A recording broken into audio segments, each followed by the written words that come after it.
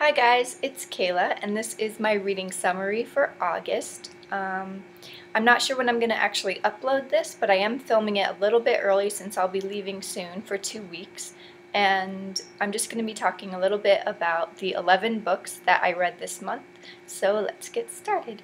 The first book I read this month is a nonfiction book called The Selfish Gene by Richard Dawkins.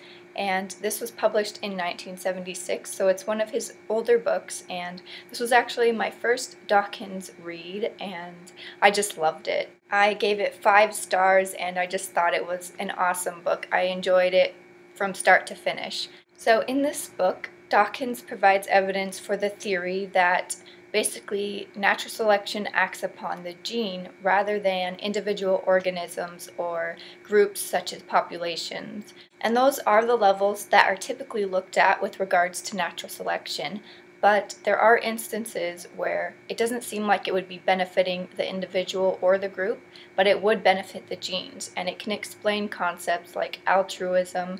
There are things that may seem selfless for an individual, but our selfish genes may actually benefit. The next book I read was Northanger Abbey by Jane Austen, and this was my first Jane Austen book, and I am going to be honest that I've never really had a huge desire to read a Jane Austen book. I kind of just felt like I should. I don't know, but I decided to start with Northanger Abbey because it's shorter and less intimidating than some of her other books. And I had heard a little bit about it beforehand, and it was the one that intrigued me the most, so I went with it, and I would say it was a mostly positive experience. I'm really glad that I did read it. However, and this might be a little hard to explain, but I think I would put it in the same category as The Catcher in the Rye and The Blind Assassin, because they were books that I really enjoyed thinking about, analyzing, watching reviews on, and just talking about in general.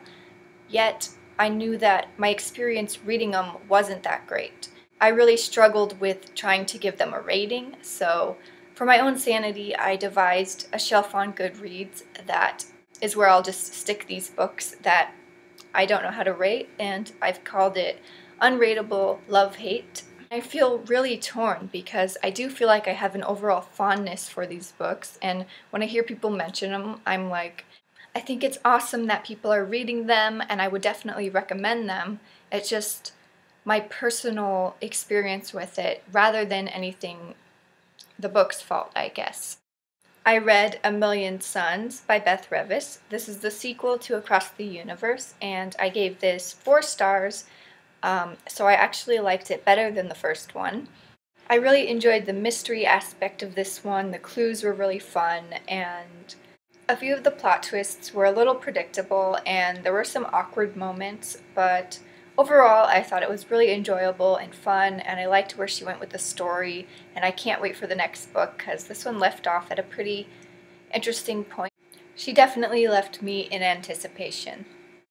Then I read To See Every Bird on Earth by Dan Koppel, and I gave this 4 stars. This is partially an autobiography of the author and a biography of his father, who is an extreme birder, and it explores the nature of obsession. And I'm not going to say anything else about it since I did review it. Next, I read The Stranger, and I put up a discussion video on this, so again, I'm not going to say a whole lot about it, but I did rate it 4 stars, and it was a lot different than what I was expecting, and that seems to be the case with a lot of classics. I have like an idea of what they're going to be about, and then it's completely different, or at least written in a style that I'm not expecting. I thought this was very thought-provoking, and it really packs a punch for such a short book. Then I read The Scorch Trials by James Dashner, and again, it's on my Kindle. I'm sorry a lot of these were on my Kindle. I'm doing a challenge, and I don't own a lot of the books that I want to read for it, so I know it's more fun to see the actual book in the video, but hopefully it's not too awful of me. But anyways, this is the second book in the Maze Runner trilogy series thing. The prequel just came out, so I actually did enjoy this more than the Maze Runner. Although I think I prefer the setting of the Maze Runner more because it was more enclosed, which made it a little more creepy and easier to picture. I thought the contained environment in The Maze Runner was a little more mysterious and not as scattered as this was. It seemed like people were all over the place and it was hard to keep track of them. But I did like this one better, and that's mainly because I felt more engaged with it. I was trying to guess what was happening. I was making predictions. I felt more for the characters. I didn't connect with them as much in the first book, and in this one I did. I didn't want anything bad to happen to Thomas or the characters that he cared about, and I just loved the overall craziness of this book. Then I read In Cold Blood by Truman Capote. This book was a huge surprise for me. It was just amazing, and I gave it 5 stars, and it's just so good. And I don't usually read crime books, yet I was so captivated by this. The writing, oh my gosh, it was like nothing I could have expected. It was just beautiful and very thoughtful. And I did write a little review on this on Goodreads, and I'll link the reviews down below that I've done already so you have an easier way to access them if you're interested. This is a nonfiction and a classic, yet I don't know, it kind of felt like a fictional novel when you were reading it. Not really in the events that happened, but more in the way it was told. It wasn't really told like a murder mystery. It went way deeper than that. For the most part, it seems like he did a really good job researching this and telling the story, but I do know that some of the people in the book were a little bit offended by how he portrayed certain things, and I know some of the dialogue is not completely accurate, but for the most part I think he did a good job, and I was just wowed by this book. Then I read The Great Gatsby, which is another classic. Unfortunately, I didn't like this nearly as much as I was hoping I would.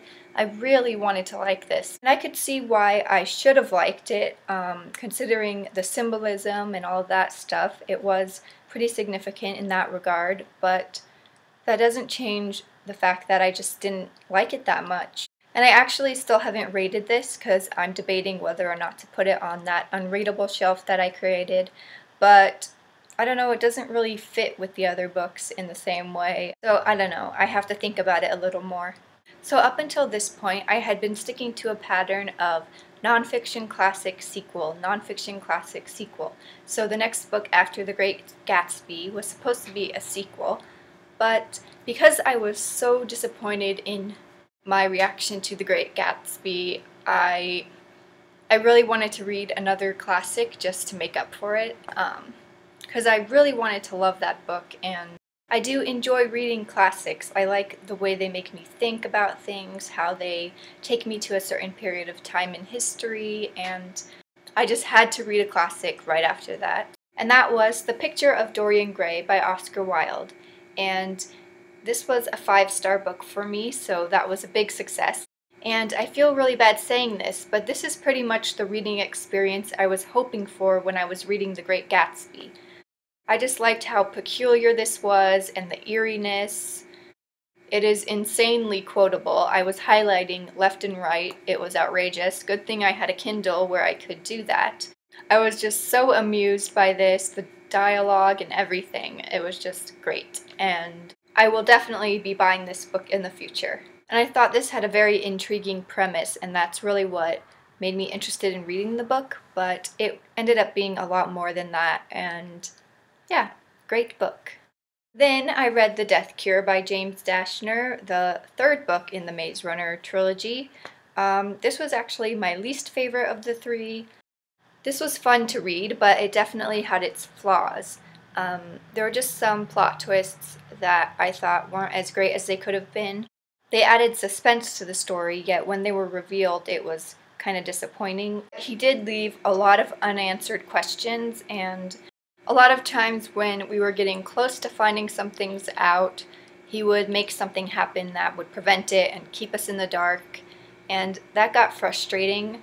And finally, I am 61% done with The Other Wes Moore. This is a nonfiction book. It's about 2 men with the same name and some other similarities who had kind of similar pasts, yet ended up living completely different lives.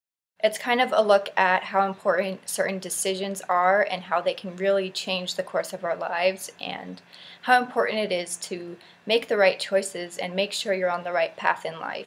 Or you could get stuck on a downward spiral and just never recover from it. And so far it's pretty good and I am enjoying reading it. It is an interesting story, and I was told about this from Angelica, actually, from Angelica M 2009. So thank you for mentioning this. I'm finally getting around to reading it.